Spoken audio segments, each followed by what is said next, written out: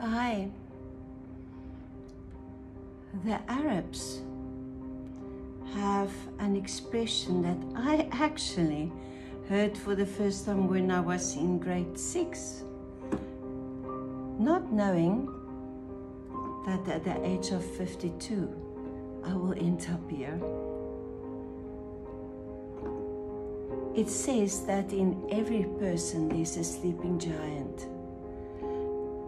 And I actually forgot about it until one day I stood in front of my class and suddenly I was reminded of this. And I realized that the sleeping giant did wake up in me many years ago.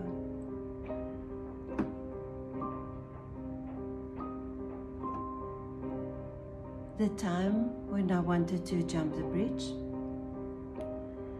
and when it came to the point when I realized that if I don't jump out and do something, I'm going to end up as an old poor white. Well, what happened was back in '96, a parent, one night after I had a singing group practice with my students, insisted to take me home. It was winter and it was dark, but I was only 5 houses away from my own. And she insisted. So in the car, in that little while of not even a minute, we heard a lady that is actually like a country gospel singer back in South Africa, Glenda Watson. She was speaking on the Christian radio station about, I can't even remember what, but the mother who gave me the lift back home asked me if I knew her. I said, well, I don't know her personally, but someone gave me a cassette of hers called Putting It in the Grave. And this was really about forgiveness.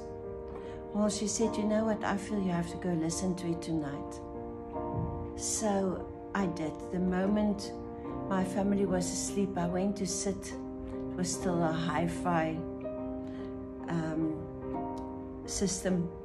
And I played the cassette on this hi-fi system. And I realized that I actually had unforgiveness towards my ex-husband's family, who treated me so harshly, even though I never said one harsh word towards them. I only ever treated them with kindness. Little did I know that when we had arguments, he went to tell his family his own version, which really always made me look bad. I discovered this only many, many years later. The fact is that I bore grudges towards them for the way they treated me, which was really unforgiveness. And you know what? I went to sit down that night and I forgave each one of them. Since then, I realized the importance and the power of forgiveness. Not only until you are forgiven are you really a prisoner, are you encaged by your own emotions. These people walk on none the wiser how much damage they caused. They were just instruments in the hands of the devil, you know. So I try and stay true to this and always check my heart and keep my heart clean, that I don't have any unforgiveness towards anybody. It's good to really separate yourself regularly. I would say every 3 to 6 months, and just clean out the house, you know what I mean? Clean out all those thoughts of unforgiveness. and just choose again to forgive.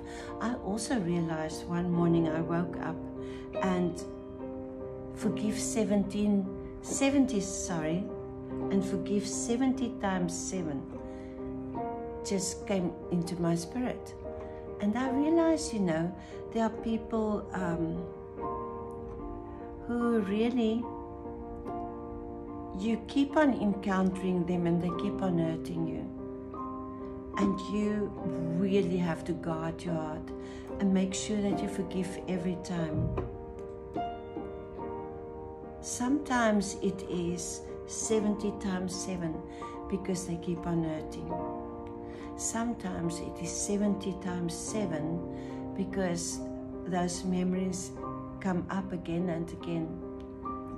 And you have to take those thoughts captive in obedience to Jesus Christ and forgive every time, even if it takes 70 times 7.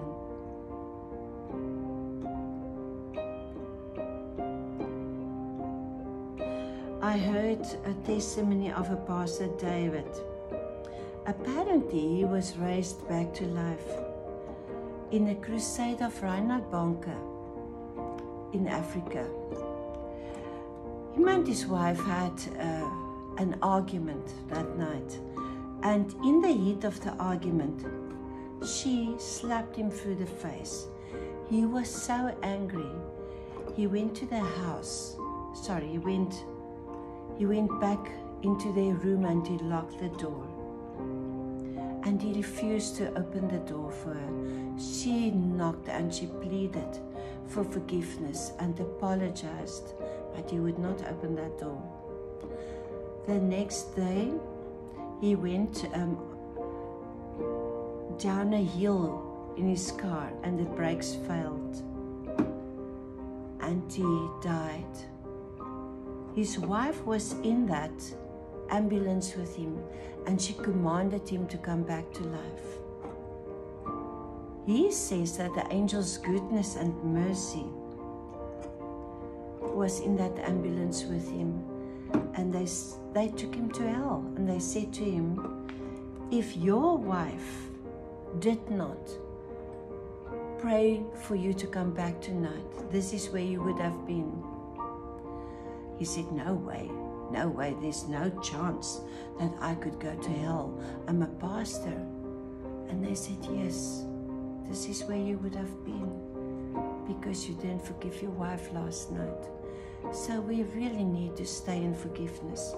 Well, what I didn't tell you is after I sat down and forgave that family, I was healed from depression that I suffered from for 12 years. So don't give people the power who don't even realize that they've done it. Like I said, they were just instruments in the hand of the enemy.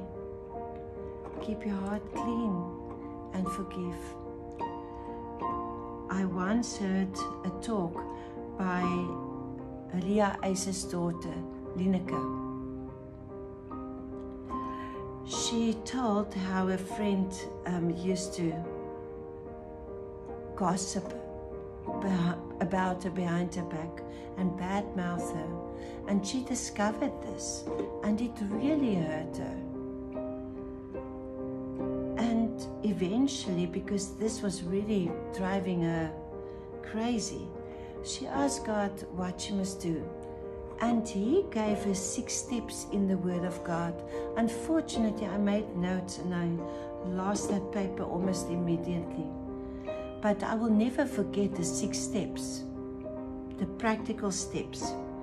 She would imagine that this friend, let's call her Linda, would knock on a door. She would open the door, step 1.